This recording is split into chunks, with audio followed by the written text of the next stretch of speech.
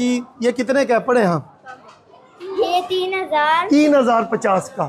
ठीक है ना, असी कीमत को नहीं देख रहे, असी देख रहे हैं कि इस मुल्क नू असी किवें तरक्की देनी। अस्सलाम वालेकुम, 9 का टाइम हो गया, ज़रा बाहर बहाओ। ठीक है ना, काफ़ी लोग आ रहे हैं, छोटियां छोटियां बच्चियां। बेटा ये सर पे ले लें आप। अच्छा जी, इन्हों देंदे जाओ जी, सारिਆਂ ਨੂੰ बैग तोड़ के व्हाट्सअप आओ जी, आओ जी। ਜਿਹੜੀ गर्ल ने उन्होंने गर्ल बैग देंदे जाओ। तो तुसी जी इधर चलिए, इधर चलते जाए ना, एक दफ़ा आपको बाई निकालते हैं फिर दूसरे लेके आएंगे। यार छोटे छोटे बच्चे ने माशाल्लाह, क्या बात है यार, स्कूल जाते ने, इन्हें को बैग कोई नहीं। अच्छा इनसे पूछते हैं जी, आप कौन सी क्लास में हैं? 5 में। आपके पास बैग था? आपके पास बैग था या नहीं? नहीं था। बड़ा बैग दें जी, इनको बड़ा बैग दें। 5 क्लास में है, ये लो जी बड़ा बैग।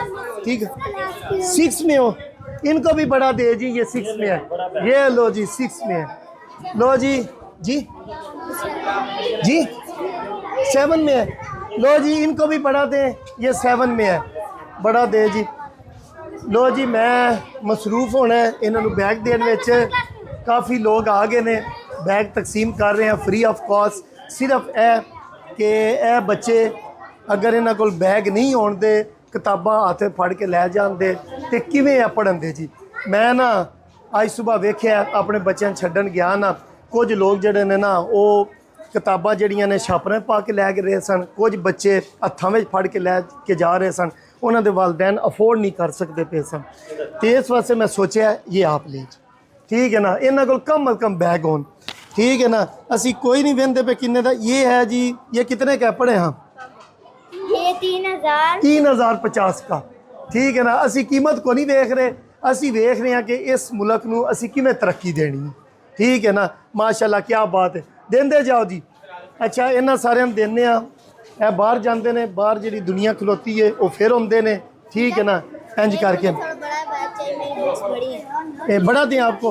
अच्छा जी इनको बड़ा दें, वो बड़ा पड़ा है, वो वाला बड़ा ब्लैक कलर में दे दें जी। ब्लैक ये अच्छा है, पिंक, इनको ये दे जी। वो पीछे है, वो पीछे। अच्छा जी फैसल साहब जी ले लें जी वहाँ से, इनको भी बड़ा दें।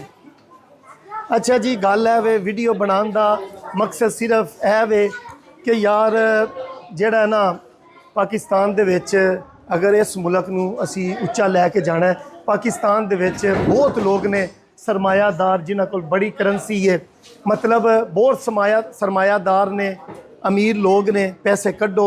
छोटे छोटे बच्चे, सिर्फ मैं वीडियो जी है ना घंटा 1.5-2 पहलू बनाई है, माशाल्लाह इन्ने बच्चे आ गए ने।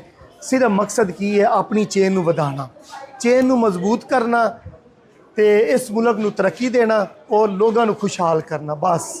बाकी दुआओं में याद रखियो। काफ़ी रश पै गया, पूरा सरगोदा ही आ गया, यह ज़रा तकसीम कर लीए। फिर ज़रा मेरे को वीडियो अच्छी नहीं बनी, मैं इमोशनल हो गया बच्चों की फीलिंग देख के।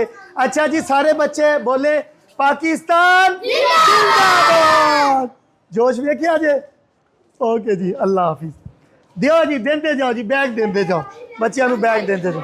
मेरे छोटे 2 बहन और भाई हैं।